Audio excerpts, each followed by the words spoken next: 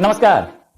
एक आतंकी ज़हूर मिस्त्री, भारत का एक प्लेन हाईजैक करने का आरोपी, ये पाकिस्तान में बेस्ड था। वैसे तो किसी को नहीं पता था अब तक कि ये कहां है। ये पाकिस्तान में रह रहा था, कराची में रह रहा था, पाकिस्तान की सरकार के नाक के नीचे रह रहा था। 1 मार्च को उसे किसी ने वहां पे कराची में गोली मार दी, जिसके बाद वो मर गया।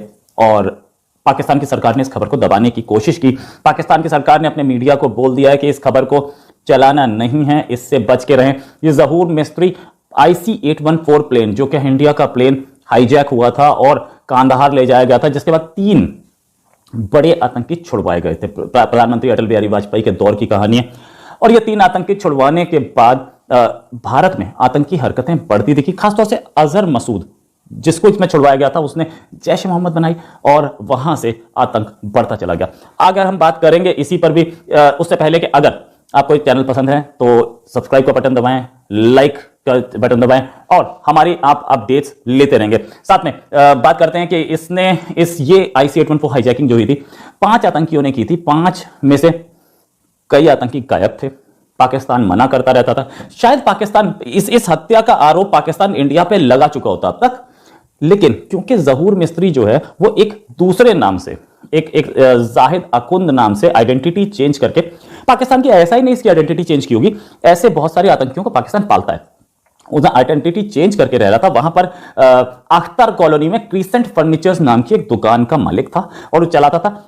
इस खबर को जियो टीवी ने डाल दिया और जियो टीवी ने इसको दिखा दिया और दिखाने के बाद उन्हें भी नहीं पता था कि ये आदमी कौन है। बाद में जब उसकी फोटो दिखी तो उसमें इंटेलिजेंस एजेंसीज ने अपनी एक्टिविटी शुरू की और इंटेलिजेंस एजेंसीज ने दिमाग लगाना शुरू किया कि ये वही आदमी है। तब पता चला कि ये वही वाकई में था। और इसकी मौत पर अजहर मसूद का ब्रदर इन लॉ भी पहुंचा था जनाजे में।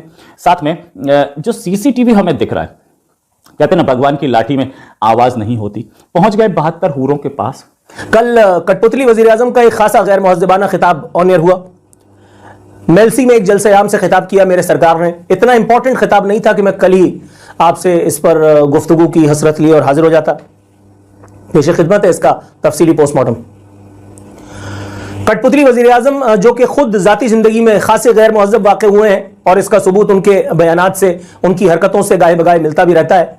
इस खिताब में अपोजिशन रहनुमाओं को नाम ले लेकर के तबर्रा फरमाते रहे। उनकी अपोजिशन रहनुमाओं की तौहीन का जो है वो शौक भी उन्होंने खासा भरपूर तौर पर पूरा भी किया और उसको एंजॉय भी करते रहे ऑडियंस। इमरान खान से तहजीब की तवक्को रखना ये बिल्कुल वैसे ही है कि जैसे आप किसी हिजड़े से साहिब औलाद होने की तवक्को रखें। बात बिल्कुल अजीब सी है।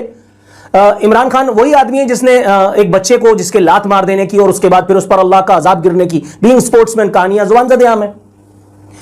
इमरान खान अपनी हराम की कमाई को ऑफशोर कंपनी के जरिए हलाल करना और उसके बाद फिर कौम को एहसान जतलाना कि मैंने तुम्हारे लिए अस्पताल बनाया, हालांकि अस्पताल भी हम ही से पैसे लेकर के बनाया।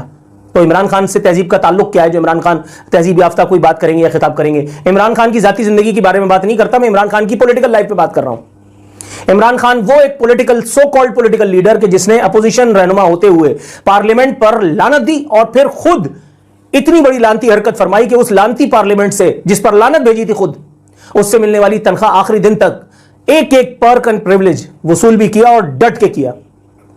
नवाज शरीफ दौर में वो पार्लियामेंट लानती थी, लेकिन अब जब खुद उस लानत की अजाब सह रहे हैं, अजाब को इन्वर्टेड कॉमास में कह रहा हूं, अजाब ही मत समझ लीजिएगा, तो सब कुछ चलता है। इनको सीसीटीवी में, इसको पहले एक मोटरसाइकिल पे लोग आए, उन्होंने एरिया की रेकी की। रेकी करने के बाद बाहर निकले, अपने ही शोरूम में गोली मार दी गई। इन्होंने आतंकियों को छुड़वाया भी था इस आदमी ने, और एक रुपिन कटियाल नाम के इंडिया के नागरिक की हत्या भी की थी। इन्हीं लोगों ने, इन्हीं हाईजैकर्स ने की थी। अब बात यह कि ज़हूर जो है वो, ये आदमी जो था ये वांटेड था और इसको सब बोलते थे कि हम नहीं जानते। पाकिस्तान तो बहुत क्लियरली बोलता था हम नहीं जानते। इससे पाकिस्तान का फेस भी एक्सपोज हुआ है कि पाकिस्तान कैसे आतंक का समर्थन कर रहा है। आतंकी उसके देश में, जैसे बोलते हैं, आइडेंटिटी चेंज करके रह रहे हैं, खुलेआम रह रहे हैं और उनको पकड़ने की कोई जैसे बोलते हैं कोशिश नहीं की जा रही। पाकिस्तान का एंटी टेरर डिपार्टमेंट न जाने किस चीज की तनख्वाह लेता है, न जाने क्या काम करता है। इस हाईजैकिंग में मसूद अजहर के साथ साथ ओमर सईद शेख, जो कि डैनियल पर्ल के हत्यारा है, हत्या में साजिश में शामिल था और उसको फांसी की सजा दी हुई थी। अब हाल में पाकिस्तान की एक और कोर्ट ने वो फांसी की सजा पलट के बिल्कुल बरी कर दिया। खैर ये पाकिस्तान की अदालतें करती रहती हैं। मसूद अजहर और ये उमर सईद शेख, साथ में मुश्ताक अहमद जरगर, बहुत बड़ा आतंकवादी, वो ये 3 आतंकी भारत छोड़ने में मजबूर हो गया था। 171 नागरिकों का, पैसेंजर्स का सवाल था, इसलिए भारत ने इनको छोड़ा था और उनको फ्रीली, उनको सेफली साथ लेके आए थे हमारे फॉरेन मिनिस्टर तत्कालीन। कोई नहीं थी, तुमसे अंगूठा लगवाया गया जबरदस्ती। तुम बिलावजा इधर उधर रख रहे हो यास्मीन राशिद पे और शौकत खानम पे, डॉक्टर फैसल पे। तुमने ex chief justice Asif Saeed Khosa के कंधे पर रख के चलाने की कोशिश की कि दूसरों को इंसाफ कैसे मिलेगा जब तक बड़ों को इंसाफ। तो आसिफ सईद खोसा ने उस वक्त जो सिटिंग चीफ जस्टिस था तुम्हें मुंह तोड़ गंदान शिकन जवाब दिया था कि तुमने नवाज शरीफ को बाहर भेजा है, और यह बात मैं अपने शो में कर चुका हूं। आप मुल्क के वजीर आजम हैं, आपके सामने मेडिकल एनआरओ लेकर के नवाज शरीफ मुल्क से बाहर चला गया, आपकी रिट कद्दू की भी नहीं रह गई। मैं पहले दिन से कहता रहा कि तुम नवाज शरीफ और आसिफ अली जरदारी की मूंछ का बाल नहीं तोड़ पाओगे। एग्जैक्टली ऐसे ही हुआ। जरदारी मेडिकल एनआरओ लेकर के उस साइड पे बैठा है, जरदारी का लौंडा पूरे मुल्क में सियासत करता जा रहा है, अगर तो इसे सियासत मान लिया जाए। तुमने क्या उखाड़ लिया? मां सिवाय उन पे कीचड़ उछालने के तुम्हारे हाथ में क्या है? मैं एक छोटे मोटे काउंसिलर की इसलिए मान लूंगा थोड़ी बहुत कि उसके हाथ में कम से कम गली मोहल्ले की सीवरेज लाइनें दुरुस्त करवाना तो होगा, तुम्हारे हाथ में तो वो भी नहीं है। तुम कहने को मुल्क के वजीर आजम हो, तड़ियां लगा रहे हो बैठ के। फरमाते हैं कि इमरान खान ना आज तक किसी के सामने झुका है और जब तक जिंदा है अपनी कौम को किसी के सामने नहीं झुकने देगा। तुम्हारी जिंदगी वैसे भी भाई हमारे लिए बड़ी तकलीफ का बायस है, लेकिन मैं तुम्हें बद्दुआ नहीं देता। मैं तुम्हें बद्दुआ नहीं देता इसलिए कि तुम जैसों की उम्र ज्यादा होती है, तवील होती है, क्योंकि अल्लाह रब्बुल इज्जत ने, जैसे अल्ताफ हुसैन है वैसे ही तुम हो, तुम लोगों को दिखाना होता है, तुम लोगों को दिखाना होता है हवादिस से जमाना। तुम खुद यहां बैठ करके अपनी जिल्लत का जो है वो देखोगे, तुम देखोगे कि तुम्हारे साथ क्या क्या एपिसोड्स हो रही हैं इसी एक मुल्क में जहां तुम्हें लोगों ने सराखों पर बिठाया था, जिस पे पप्पा जानी ने तुम्हें वजीर आजम बना करके बिठा दिया अपने पेट की खर्च से। अपने पापी पेट के लिए उन्होंने तुम्हें वजीर आजम बना करके दुनिया के सामने सलामी के चबूतरे पर चढ़ा दिया। हालांकि दुनिया को पता है इस मुल्क का असल हाकिम कौन है। जो बाइडेन तुम्हें इसलिए फोन नहीं कर रहा, मोदी तुमसे इसीलिए बात नहीं करता, हालांकि मोदी की जितनी 2 पैसे की औकात है वो दुनिया जानती है। तुम कह रहे हो कि इमरान खान किसी के सामने नहीं झुका, मैं दावा नहीं कर रहा, मैं मतलब इसको क्या कहूं, इस बारे में मैं क्या कहूं, मतलब तुमसे बड़ा गैम्बलर शायद ही कोई हो पाकिस्तान की तारीख में।